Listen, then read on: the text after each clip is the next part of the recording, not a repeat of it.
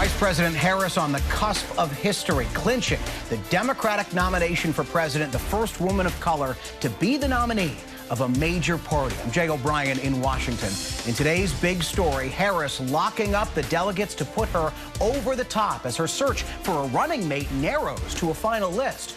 All as the race between Harris and former President Donald Trump gets closer in some crucial battleground states. I'll speak with California Democratic Congressman Jimmy Gomez, chair of the Congressional Dads Caucus, about all of that. And in our spotlight tonight, President Biden welcoming home Americans imprisoned in Russia for years. But what's the plan for those left behind and for that tense relationship between the U.S. and Russia?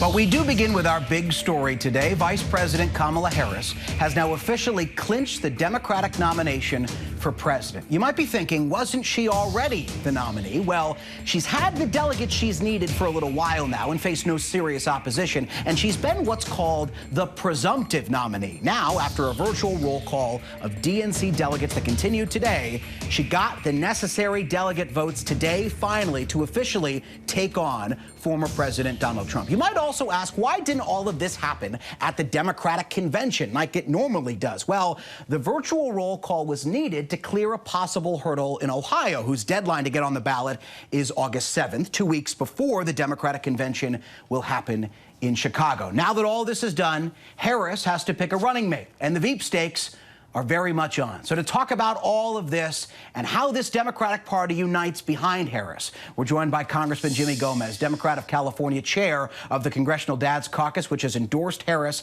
and is campaigning for her. Congressman Gomez, thank you very much for your time on this Friday night, out of session.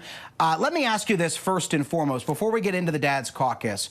What is your reaction to Harris locking up the nomination today? A lot of party unity behind her. Does that party unity hold, in your view, all the way to November? I think everybody is really excited about Kamala Harris becoming the nominee of the Democratic Party. The momentum is going to continue. You see it on the ground. You see it when you talk to your friends and family. It is night and day difference between now and compared to before Biden dropped out.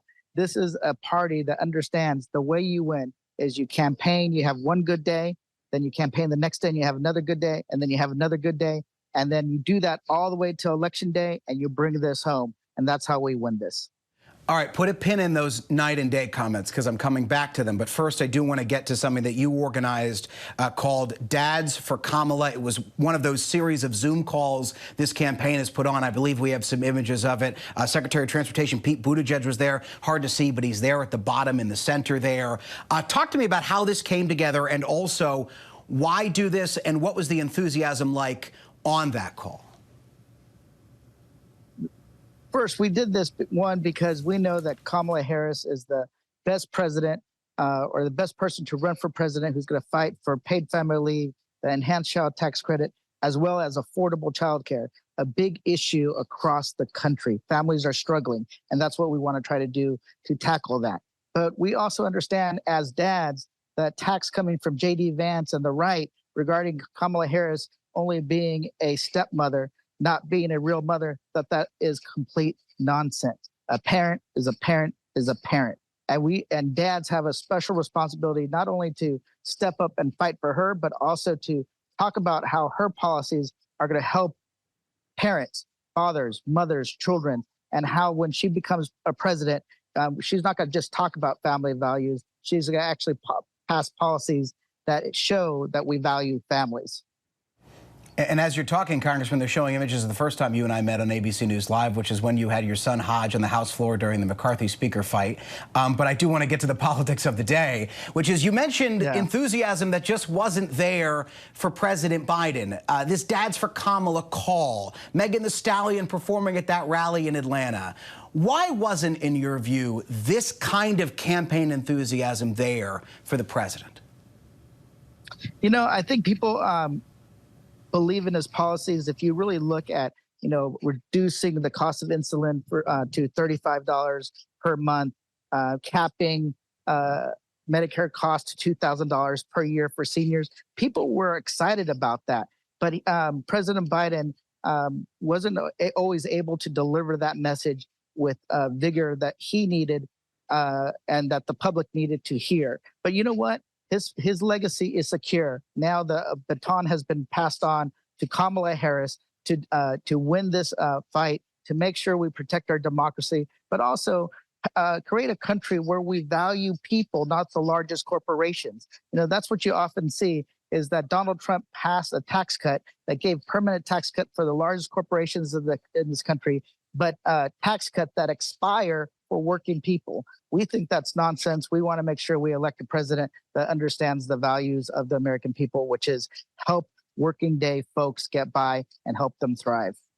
So I cover Capitol Hill where you work, and one of the things I hear from your colleagues a lot privately is for vice president, she being Kamala Harris, has got to pick somebody with a deep tie to a swing state, a Josh Shapiro in Pennsylvania, a Mark Kelly in Arizona.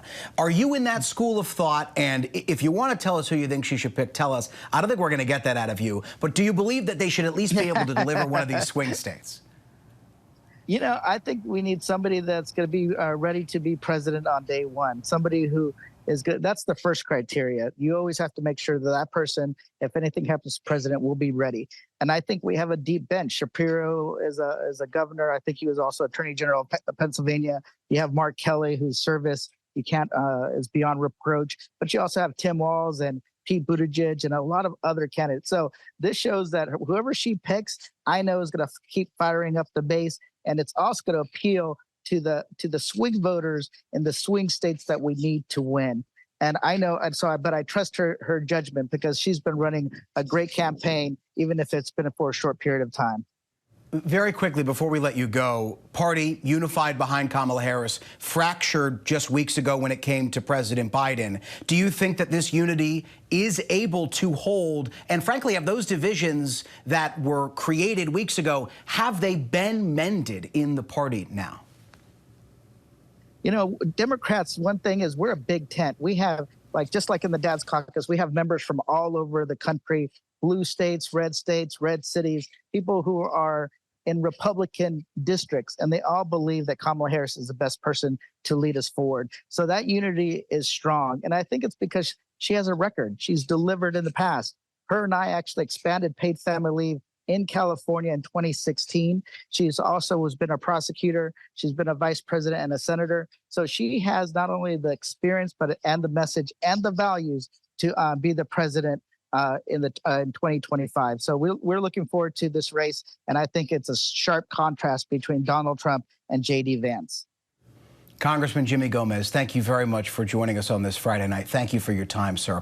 We do want to bring in our big story panel now. Thank you, sir. Joining us is ABC News contributor and SiriusXM radio host Mike Muse, Democratic strategist Kaivan Schroff, and ABC News political contributor and senior editor for The Dispatch, Sarah Isgur. Kaivan, I begin with you.